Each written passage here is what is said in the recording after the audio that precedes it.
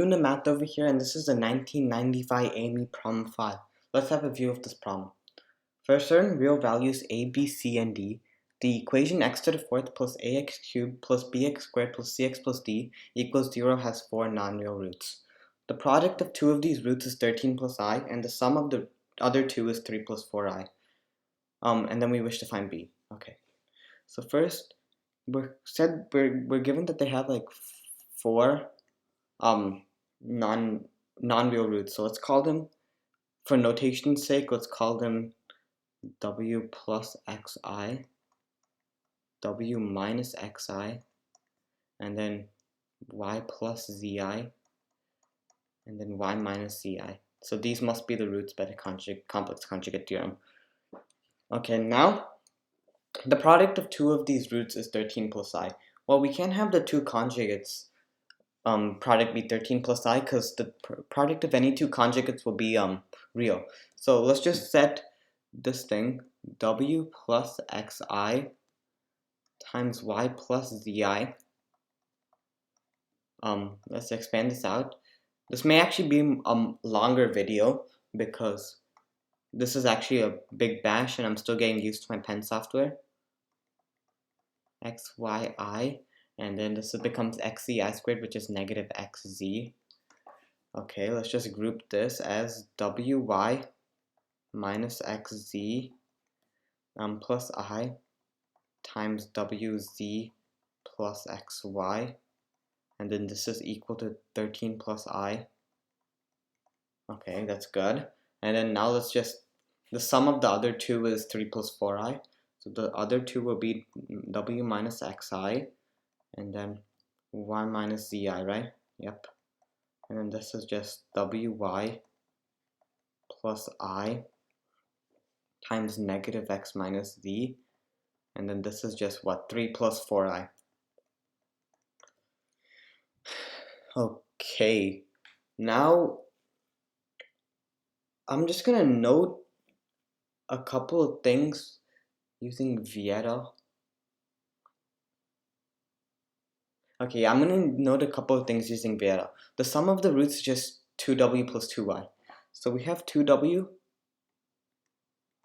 plus 2y as negative a, right? Negative a.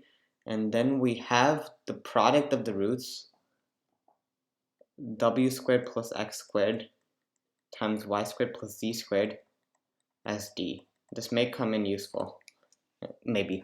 Okay, and now we want to find b. By Vieta, b is, okay, this actually may take a while to write because it's just a pairwise product of every single term. W plus xi, so bear with me, w minus xi plus w plus xi times y plus zi plus w plus xi times y minus zi. That's good. Plus, and then now we go on to w minus xi, and then this becomes y plus zi, x like that, y, and then plus, again we have w minus xi, y minus zi. My x's are like literally disintegrating. W minus xi, y plus z, okay, and then finally plus y plus zi times y minus zi. Okay, let's get to work with this thing. First thing, when we expand this thing over here, we get w squared plus the x, w squared plus x squared. Now when doing this, when doing it with these two things, we can factor out a w plus xy to get w plus xi. And then if we factor this, we get 2y. And then same deal over here, plus w minus xy,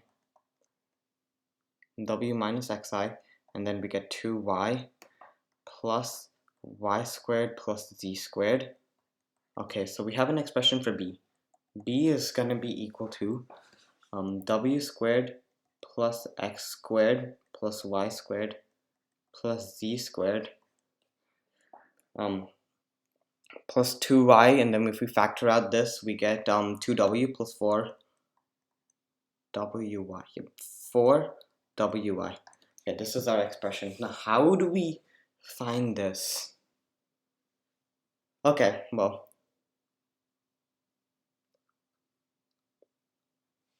first of all, this is a plus. I don't think it registered. Okay, so first of all, what I want to do is we can find this. We know this is equal to w plus x plus y plus z squared minus wx plus wy plus wxy xz and then yz, right? So basically, let's find w plus x plus y plus z. W plus x plus y plus z is going to be negative x minus z is 4. So we know x plus z will be equal to negative 4. So summing this, we get this as negative 1. Squaring it, we'll get 1.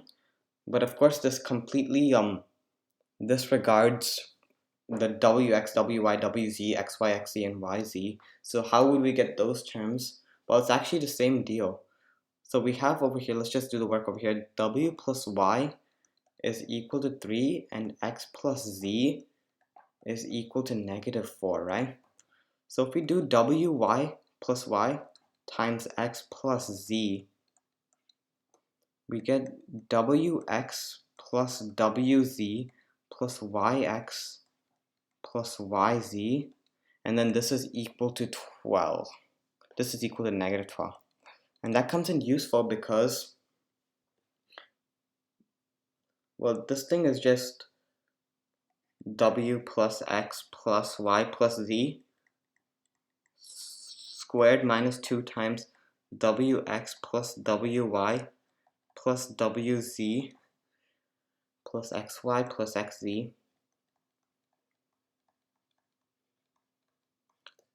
This thing over here. Okay, we know that w plus x plus y plus z is equal to 1. Squaring that, we get 1 minus 2 times, we have wx, this thing over here, wz, this thing over here, and then this is just yx and yz, right? Yx, yz, this is all equal to negative 12. So we get negative 12. This all goes away. And then we get plus wy plus xz, right? So we're at the home stretch, kind of. Okay, so we have a something in terms of wy and xz over here. We know wy minus xz is equal to 13, and since we have an xy term over here, we're actually gonna find xz in terms of wy. So xz will be equal to wy minus 13, right? Wy minus 13. So from this thing becomes 1 minus 2. And then since xz is wy minus 13, this becomes negative 25 plus 2wy. And then remember, we have to add the 4wy to get our desired expression. But note that the negative 4wy will cancel with the 4wy. So we get 1 plus 50 for a final answer of 51. And we are done.